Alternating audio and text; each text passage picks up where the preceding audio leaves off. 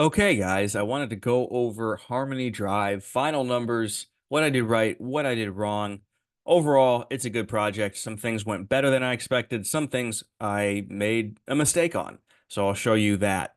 Um, Tenants moved in yesterday, the Monday, the 21st. It was finished. We got the CO, certificate of occupancy, last Friday. So that was nerve-wracking because they were driving up from Texas and needed to be able to stay in the building. So thankfully that worked out.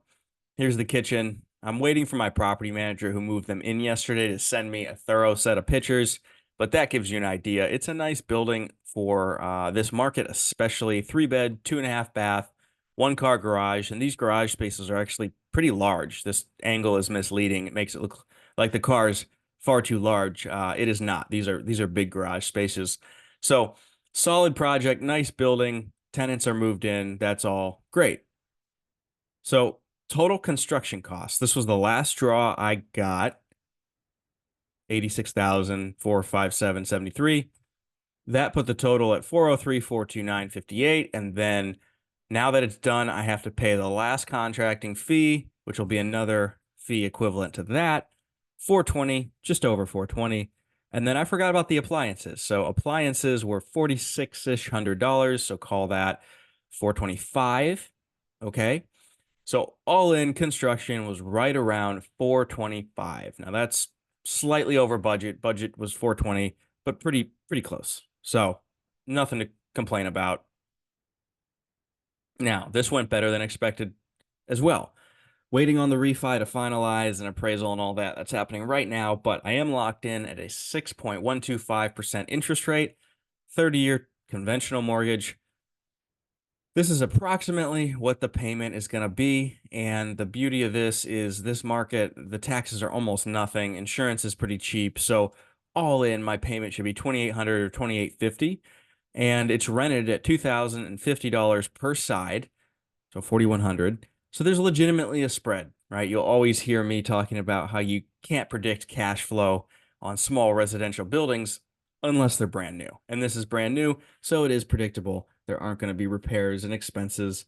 There's legitimately 1,000 plus ish a month of cash flow because they pay for all of their utility bills, trash, sewer, everything. Water and sewer are metered separately, but I just bill that back to them.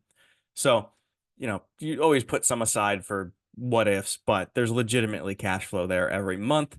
So that's great. I didn't expect to get this low of an interest rate either. But here's where I messed up. I did not think that my lender had an option for a one-time close construction loan that didn't require a huge amount of cash down. I was wrong. I could have gotten a one-time close loan that would have saved me quite a bit of money in origination because of the one-time close. And it actually was available at I think, 80% or 75% loan to appraised value. So I wouldn't have had to bring a bunch of extra cash. Could have done that, but hindsight's 2020. So paid 21,000 with closing costs for the land. Origination is painful on hard money. Granted, in the context of a 30-year loan, it's far less painful, but it's still painful, right? So that was significant. Then all the other fees. I'm waiting on the HUD for the refi. And then, of course, the interest I paid throughout was decently high. All that to say, the total, adding everything, is more going to be in the 470s. And I budgeted or expected more around 460.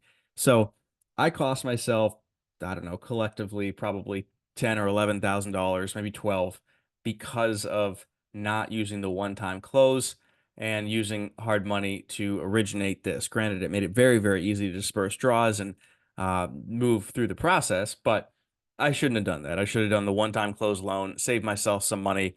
Now, the last one of these that my contractor sold at 586. I don't think they'll sell that high right now. Maybe by next spring, but in my mind, this is worth about 550. So there's still a spread in there as far as equity. It'll make money every month, and I have it'll be 70-ish thousand dollars into this all said and done. So let's just say this thing makes, it's 28, let's call it 2850 is the monthly debt service, and then 4,100 is the loan.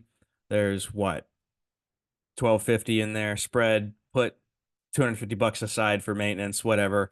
1,000 bucks a month. So if it produces about a 12,000 a year, having put 70 into it, it's not bad, not great, but it's a brand new building. It's got some equity in it. I'll do a cost segregation study on it, and that will be substantial. So all in all, this turned out to be a pretty solid project because this is just a rental that I'll set, I'll forget, and I'll keep in the long term. And over time, rents will go up, and all the benefits of real estate will do their thing. And yeah, so new construction is not complex. I hope that these videos help illustrate that. Let me know if this was useful, but that is Harmony Drive.